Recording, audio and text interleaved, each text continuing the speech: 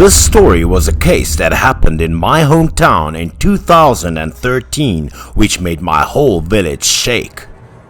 Early that morning, people in the area discovered the body of a young girl floating in the sea, so they hurriedly called the police immediately.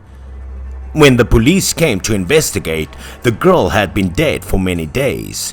Her whole body was swollen with water, but her face clearly showed shock and panic.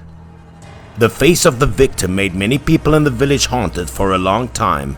Everyone guessed that this unfortunate girl had encountered something terrible before the accident. The police immediately arrived, performed an autopsy, and began contacting the victim's next of kin. Not long after reporting about the girl, an elderly couple immediately appeared from afar, rushing over with a look of both panic and pain. The two quickly approached the corpse, knelt on the ground, and burst into tears with a very heartbreaking look. They also called the victim their daughter. Those present at the crime scene at the time were all touched by the scene and simultaneously sighed heavily. Both the elderly couple were the only ones who dared to touch the girl except for the police. But when the father touched his daughter's hand, immediately a strange phenomenon occurred. The abdomen of the body suddenly made a sound like boiling water, and the victim's mouth suddenly spewed black, foul-smelling water into her father's face. The dirty water on the older man's face made the people around him feel a little disgusted. But after the water was shot out of the girl's body, the swollen abdomen also began to shrink. Since then, the strange phenomenon has not yet been seen by the police and the people, so it was a bit difficult to understand, especially the new young police officer who was handling this case. During that day, the young policeman didn't say too much. His mind was only focused on the young girl's death and wanted to know the exact cause.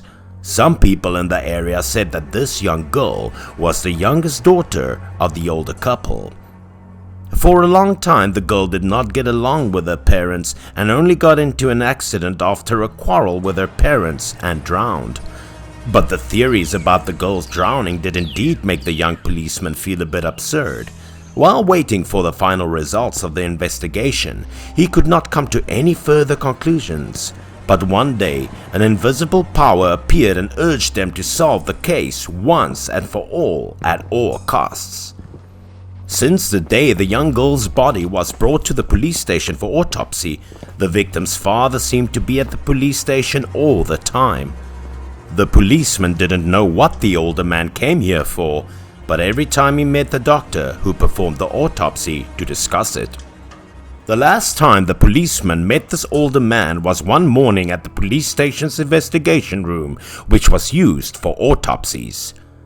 After discussing with the doctor in charge, the old man bowed his head and left sadly, without staying any longer.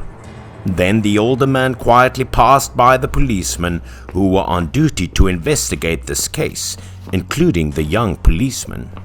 The young policeman also wanted to start a conversation with the victim's father, but when he looked up at the older man's face, he suddenly stopped. Within a short period, he saw that the older man's face was covered with terrifying pimples, many sores that looked like they were infected. Not stopping there, the older man's body also began to appear with very strange fishy odors that the police could not explain.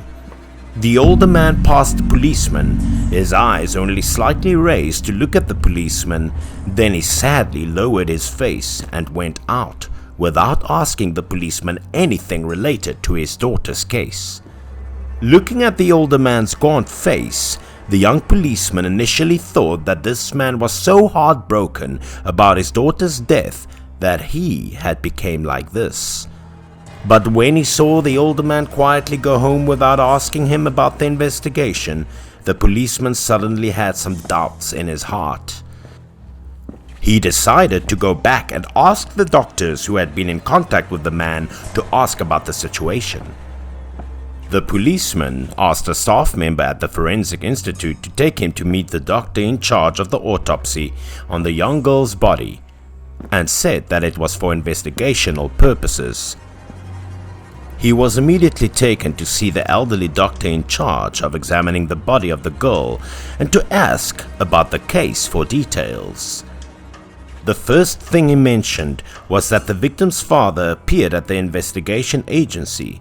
This doctor also honestly recounted that this older man went to see a forensic doctor every day to negotiate the handover of his daughter's body for burial without having to do an autopsy. This inadvertently aroused suspicion in the young policeman's heart and also partly confirmed that what he was thinking was true. After that, the doctor said that he would tell the young policeman about his incomprehensibility during his time in contact with the old man. According to the doctor, this older man seemed to be suffering from a serious disease that caused the skin to appear with scary pimples and sores. But what made this forensic doctor feel strange was that the fishy smell of corpses was clinging to that man's body. This could prove that the other girl was carrying some injustice in her. Hearing this, the young policeman also felt suspicious. Like she was unjustly for her death, or just wanted to point out the older man as the killer, and the girl close to cling to the older man. When the young policeman heard that, he immediately made his final decision, firmly affirming that it was the girl's father who caused her death. It seemed that the conversion between the policeman and the forensic doctor accidentally let the victim's father overhear it. The older man hurriedly looked at the officers in the investigation institute and quickly went out. Seeing that, the young policeman promptly called the man over to ask questions and arrest him at the police station for questioning about the case. The father finally had to confess all his actions because he couldn't stand the nightmares that his daughter brought. At the police station, the father confessed that he was the one who killed his daughter and staged the drowning. For fear of being discovered, he went to the medical examiner to ask not to do an autopsy on his daughter's body. What caused him to kill his daughter, this man refused to disclose to the police, but only sincerely confessed the whole process of his crime. According to this man, on the day of the incident, he and his daughter had a conflict. He accidentally pushed his daughter down, causing her to die without knowing anything.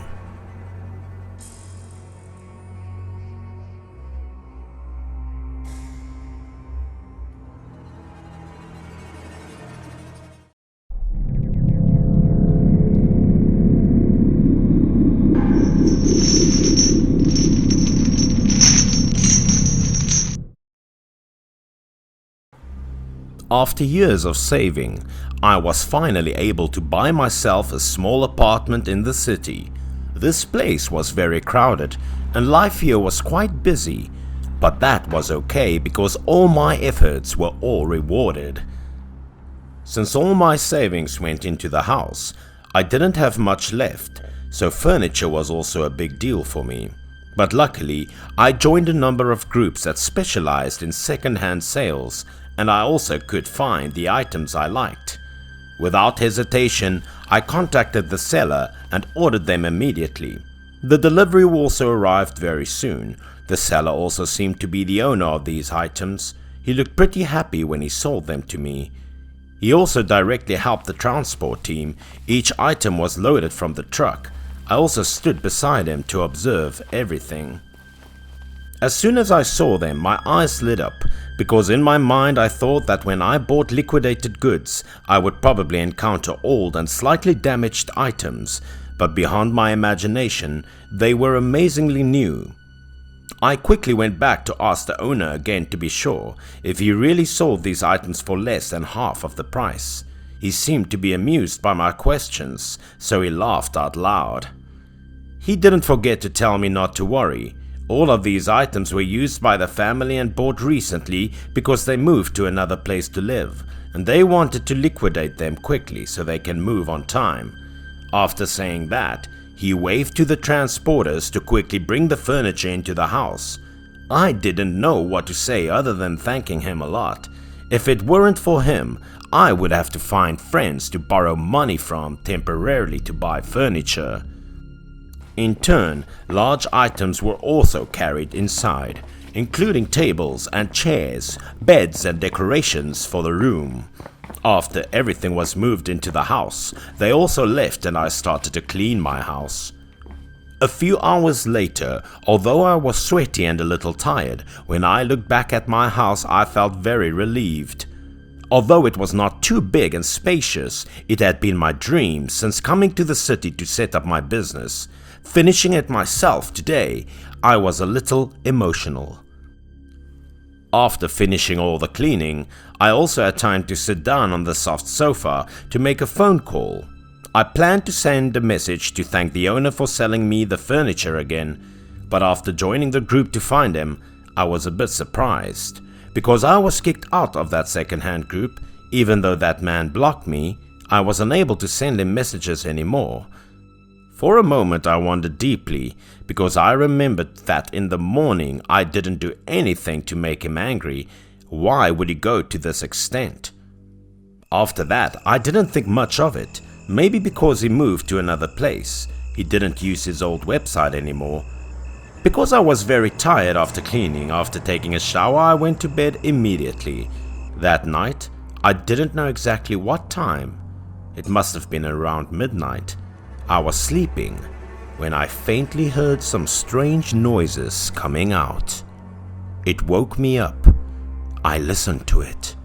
It seemed to be the cry of a child. It was not loud, but it was like it was coming from a faraway place. I tried to go back to sleep, but I couldn't. At first I thought it was the sound of the neighbors next door. They must have had young children, so they cried every now and then. But then the crying got louder and louder. I couldn't sleep, so I sat up. Sitting still for a while in bed, I suddenly realized that the strange sound was not coming from outside the house, but from my living room. It was exactly the moaning and crying of a baby. I got out of bed and gently opened the room door to look outside.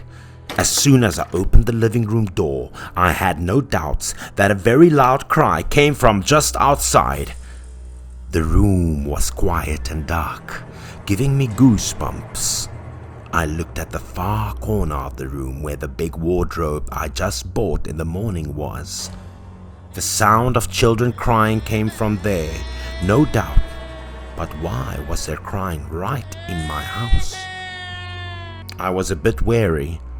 I looked over to the side of the bedroom door. I had a baseball bat. I also was a little scared at this time because maybe some thief was trying to scare me or something. But I still decided to check it out. I grabbed the baseball bat and walked out of the living room step by step. Standing in front of the closet door, the crying didn't stop but became clearer. A little hesitant. What if inside there was a thief waiting for me to open the door? He would immediately do bad things to me. But I finally mustered up my courage and opened the closet door slightly, then peered inside to check. What scared me was that behind the door there was a woman holding a baby. Her hair was drooping and the baby looked dead. Its eyes had just big, scary black holes. Suddenly she turned around and looked at me directly with the white eyes and angry expression.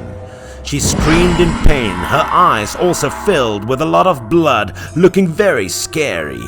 At this point I was so scared that my whole body froze. I was both surprised and panicked. I screamed out loud. Even though I wanted to turn and run, my legs were stiff, so I fell on my back to the ground. I knew she wasn't human. I tried with the last of my strength to crawl out of there, but I couldn't, and she still screamed in that high-pitched voice. She thought I was her husband and kept saying I abandoned her and her baby. Finally, I couldn't take it anymore. I threw myself up and tried to run away from the house. Behind me, I knew that a strange woman and a child was still trying to chase after me. In my greatest panic, I immediately ran to the neighbor's house to ask for help. I kept banging on the door and screaming. The neighbors in the block heard my voice and immediately opened the door. As soon as I saw them, I immediately told the story that I met at the house. But at first, everyone around thought that the scary woman was just an intruder in my house. So we decided to try to catch the thief. I pointed to the closet, convinced that this woman was hiding there. But when they opened the closet, the woman and her baby were gone. This made everyone around feel extremely surprised. Only one man had a premonition that something was wrong. He opened the door and looked up at the hidden corner of the cabinet and discovered something horrible. It was a red talisman that had been glued to the corner of the cabinet where no one noticed, and that was the cause of everything. We immediately took off the red talisman. He started to be panicked. No one seemed to believe their eyes. When the talisman was removed, it revealed the long black hair wrapped inside. Many people told me that this was a talisman and a spell used to imprison the soul of a person who died unjustly. I listened to the advice of my neighbors, immediately brought this red talisman and burned it to ashes, and then disposed of the wooden cabinet. I smashed the cabinet to pieces and threw it outside, then bought myself a new one. Since then, I never saw the scary woman ever again.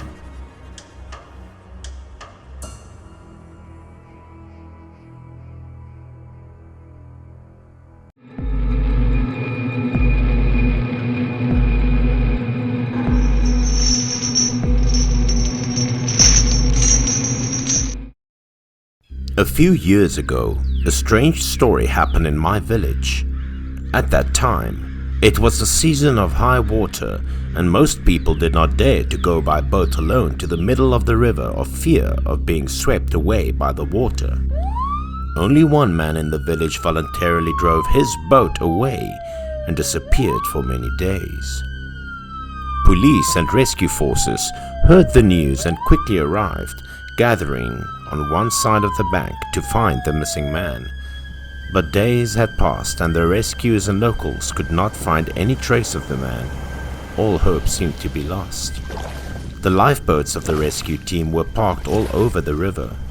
Drivers were busy searching in the hope of finding the person in distress. The victim's wife and children were also present at the scene. Everyone was worried and thinking about the worst case scenario.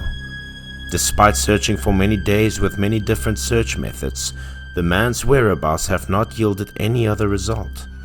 The man's wife and children were in so much pain that they cried and swelled their eyes, but everyone was hoping that a miracle would happen. At the end of the day, the rescue team drove a canoe ashore to a port with the same sad expression as the first day of the search. No trace of the man was found. The rescue team thought the man was swept into the ocean by the water, so his body could not be found. When the wife heard that, she collapsed and burst into tears, making the already tense scene even more painful and sorrowful. Suddenly, a person quietly approached from afar, carrying a large bag full of incense and other ritual objects. People in the village realized that she was a blind older woman living alone, working as a fortune teller in her town. She quietly brought the offerings to the shore and prepared to begin her work. The police and the rescue team saw her gradually heading to the shore. Everyone was worried and advised her to stop because they were afraid she would slip and fall into the swirling whirlpool. But she was already familiar with the way here. So when she just reached the edge of the cliff, she sat down, surprising many people. The police stood around her, attentively watching every action she was doing. Her whole body exuded a certain mystery that made people see extremely curious. The older woman gently took out a large bundle of incense and began to light it up. The incense smoke quickly rose high and gave off an enchanting fragrance. The policeman standing on the shore looked at her.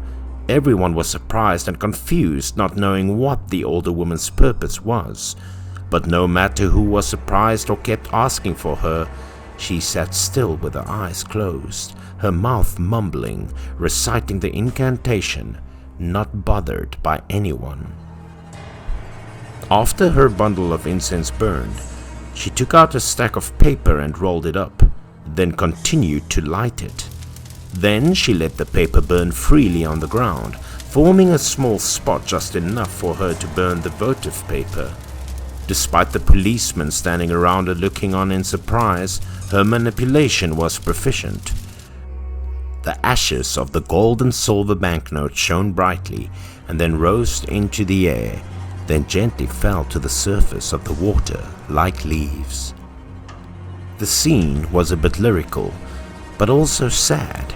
The burning smell of paper mixed with the smell of incense in the place where the older woman was sitting also made people feel stung. Many young policemen offered to stop her and bring her to the shore to avoid the older woman's danger, but the elderly police captain stopped them. Everyone around knew that the older woman was the last hope. If people didn't let the older woman try, it would be hard to find the dead man's body. The older woman's face clearly showed her concentration, not wanting to be bothered by anyone. When there was a slight sharpness on the older woman's face, it was also the time when the white smoke in the air changed, gradually appearing with a human face and a strange, scary look. The smoke rose straight into the air, revealing a man's face filled with anguish at the fear and astonishment of those present. The smoke slowly moved and formed a complete face with eyes, a nose, mouth, and hair like the man who was in trouble.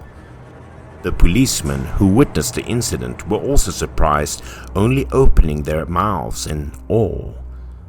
The wife witnessed the smoke and quickly recognized her husband's image through the white smoke, so she panicked and quickly covered her child's eyes with her hand. The crowd gathered more and more. Everyone was curious to see the older woman perform the magic. After a while of casting spells, the older woman's ritual finally ended. The older woman opened her eyes and looked at the space in front of her. The ocean waves finally became calmer. The older woman told the policemen that they could continue their search. Although everyone did not understand what she meant, they all gathered around the older woman to help her up out of courtesy. After that, she quietly left. While walking, she told the victim's wife and children to take a shirt from the victim, wave it in front of the river, and call out the victim's name. This action would help the victim's soul find its body and bring it to the shore. Besides, she also said that the soul of the dead was feeling very cold.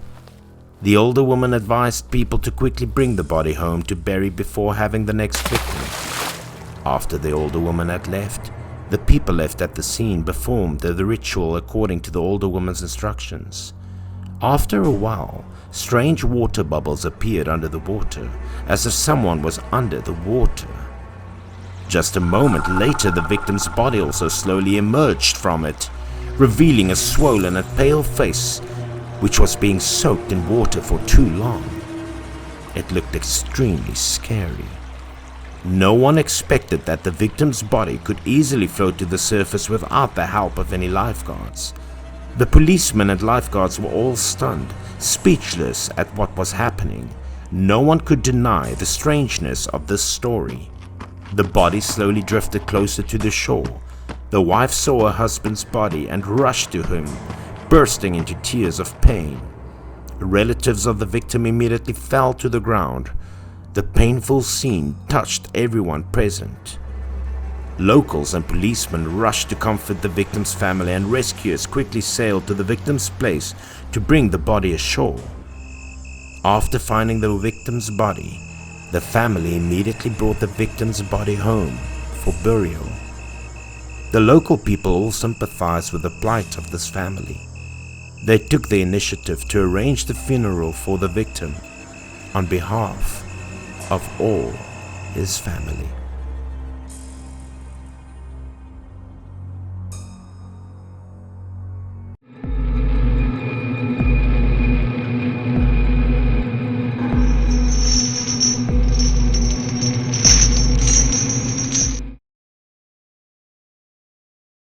This happened to a friend of my dad's when he was a kid, and maybe for my dad, this was a part of a very horrifying memory.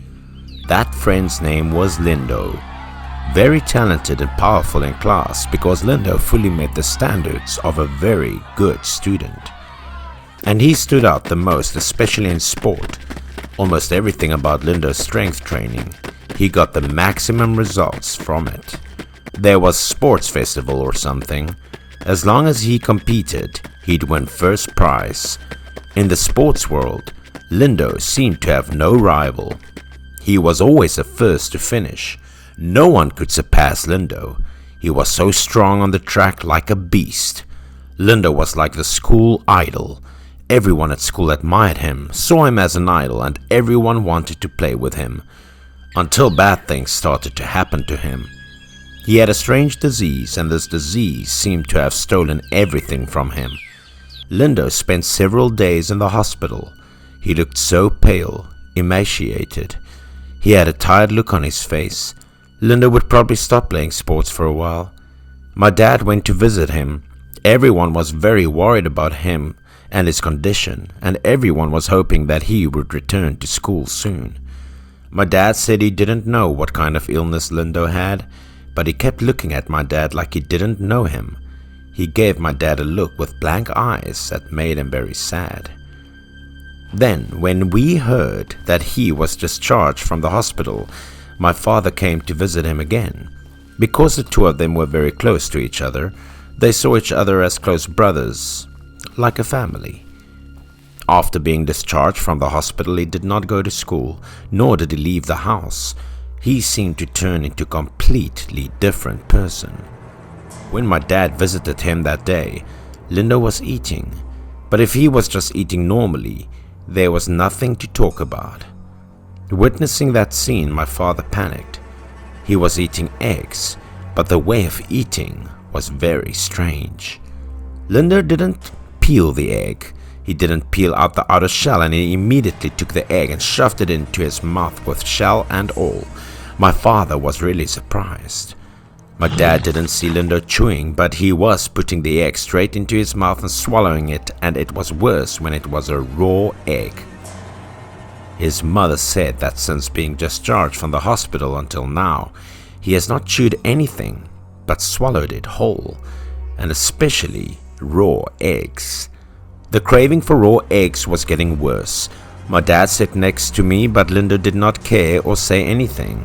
He ate 4 or 5 eggs at a time, absolutely raw. No one dared to play with him after Lindo got that strange disease, which made his mother very sad. After a long time, Lindo also gradually stabilized. He also looked fresher. Sometimes he even walked around the house with my father. But of course, another strange thing happened to Lindo, a sight that my father witnessed and which my father said he is still scared of to this day. When the weather was in late spring and early autumn, the gentle wind blew, bringing cool water vapor, and the leaves also began to fall, creating a charming landscape. But something wasn't right here. It was not the leaves falling on my father's shoulders, but the patches of skin falling from Lindo. What had just happened in front of his eyes made him extremely confused because Lindo looked very scary and a little disgusting. At first, my father thought it was paper on the road that was blown away by the wind, but it turned out to be pieces of skin peeling off from Lindo's body. Not only on the neck, on the back of the neck, but all over Lindo's body, especially the face. Patches of human skin began to emerge and fall off. Lindo didn't even show any fear. He even tore the peeling skin off his entire arm like he was changing skin. After peeling the skin off of himself, he would hold the skin and play with it like a game, and this scared my dad to death. But something unexpected was happening to his skin while it was still intact after tearing off another layer of skin. Looking at him, he was happy and without fear. People in the village said that perhaps Lindo had some sort of skin disease. As long as he ate snake meat, he would recover because this was a folk remedy that everyone knew. Linda's mother asked a young man in the neighborhood who often caught snakes to sell to everyone in the village, and his mother asked for some snake meat to bring it home. But inexplicably, when he saw the plate of meat, Lindo froze when he saw each piece of snake smoking. He was still eating raw eggs. He suddenly changed his face. He looked panicked, and he immediately shoved the plate of snake meat away with his hand. He had no control over his emotions or behavior. He screamed loudly, and he then smashed everything like a crazy man, looking angry and wild. He was still not satisfied, so he went to the young snake catcher's house. Lindo's insults and curses were extremely malicious. He kept emitting obscenities. He cursed the young man to death. Although Lindo's temperament changed, my father often played with him whenever he had time, and sometimes he also chatted with my father. By the time they were 15 or 16, Lindo's body had grown, and his hair had started to grow a lot, but Lindo didn't like it. Once when we were sitting and talking on the straw in front of the house, suddenly my father saw that Lindo was holding a pair of pliers. He said it was great to pull out the leg hairs with pliers, but the special thing was that he didn't feel any pain, but enjoyed it very much. Just when he was especially sober, Lindo said something to my dad. His words shocked my dad. "There's a snake living inside of me." Lindo began to remember and recount things that had happened to him. He said the other day when Lindo was on his way home alone, he heard rustling in the grass across the street, which attracted him. It turned out that the sound was from a green snake. It was lying in the grass and leaving its body outside. The snake was also quite big. Lindo couldn't even know what was on his mind at the time. He just knew that when he saw the snake, he felt very interested and excited for some reason. A crazy thought popped into Lindo's head. Rather, this was a cruel thought. Lindo quickly raised his foot and trampled the snake to death. After that, Lindo said that he went home and strange things started happening that night. He slept and had a dream about a snake. Maybe it was because he killed it and then he had a nightmare. He saw a particularly large snake, or rather giant snake, that had entered his body for shelter. Lindo's family also suspected that he was possessed by some sort of snake demon, so they invited an exorcist to help him drive away the snake ghost, but to no avail. Lindo died before he was 40 years old, and every time my father came home, he would go to the village cemetery to visit his friend's grave. My father once asked his classmate about this. He said that maybe because Lindo killed the snake, it might have brought revenge on him because snakes were inherently sacred. Lindo must have been bitten by a snake and it had possessed his soul. Now that's called retribution. But Lindo had no way out.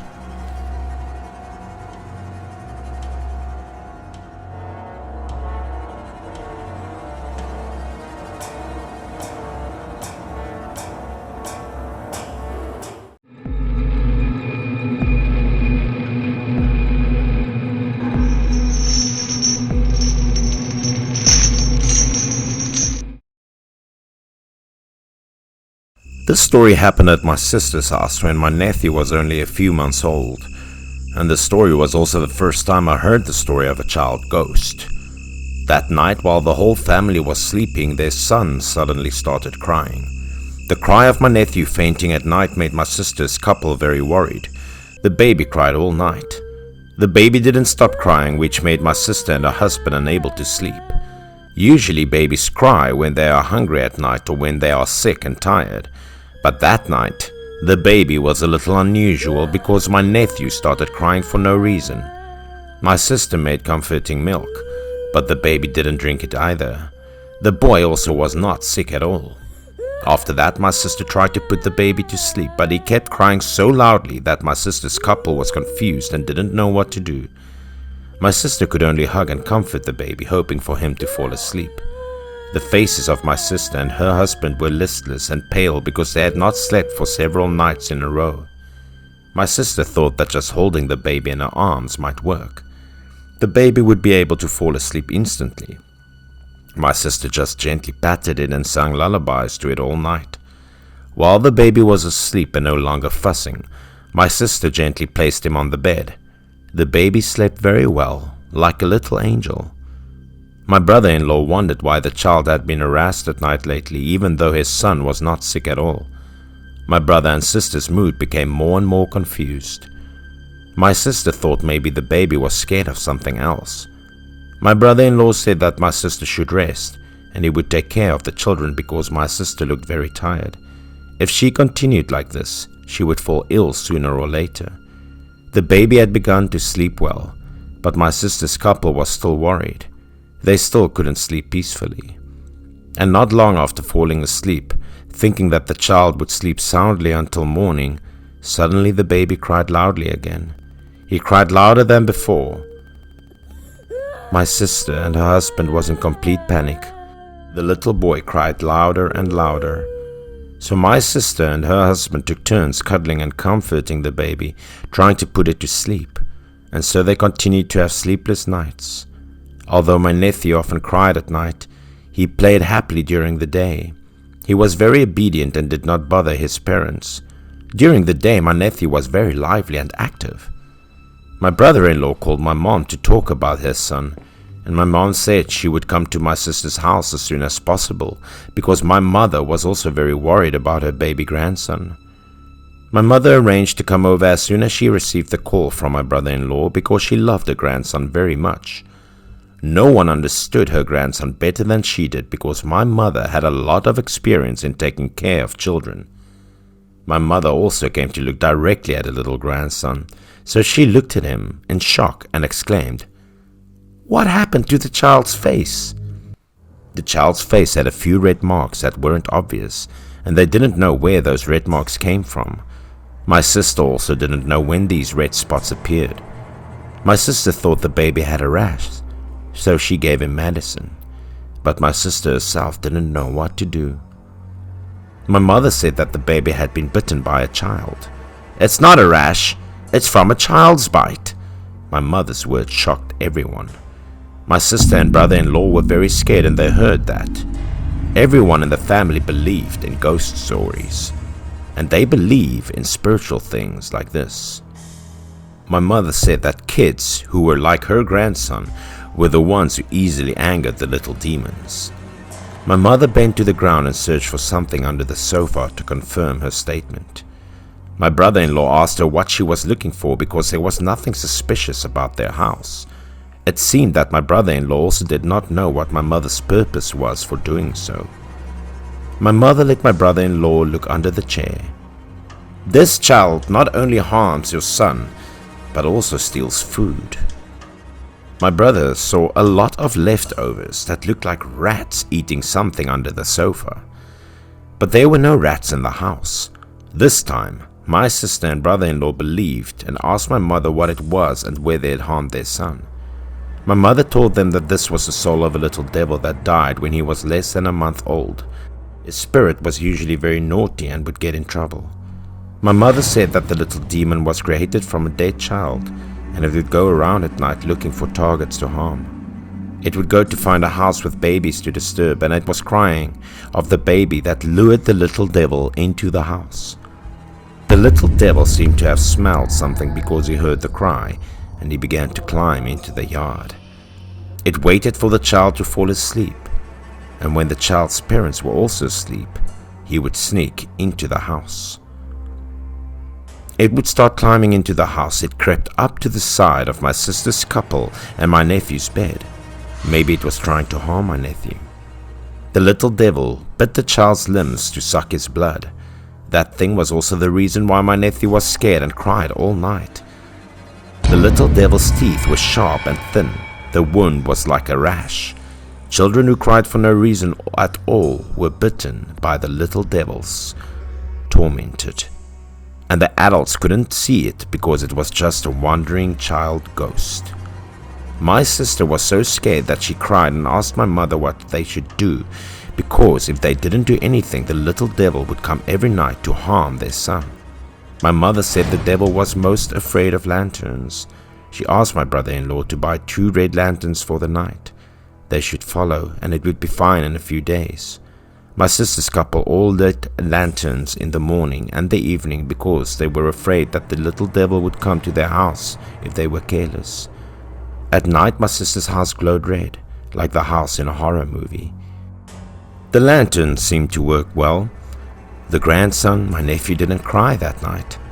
He slept with a very peaceful face. The whole family hoped that he would sleep well that night.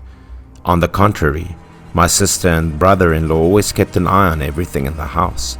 They wanted to see if the little devil was hiding or not. The couple always looked around all night and did not dare to sleep for fear of where the little devil would crawl out. Fortunately, nothing out of the ordinary happened, so the whole family spent a good and peaceful night under the red light of the lantern. The lantern was lit for 3 days in a row.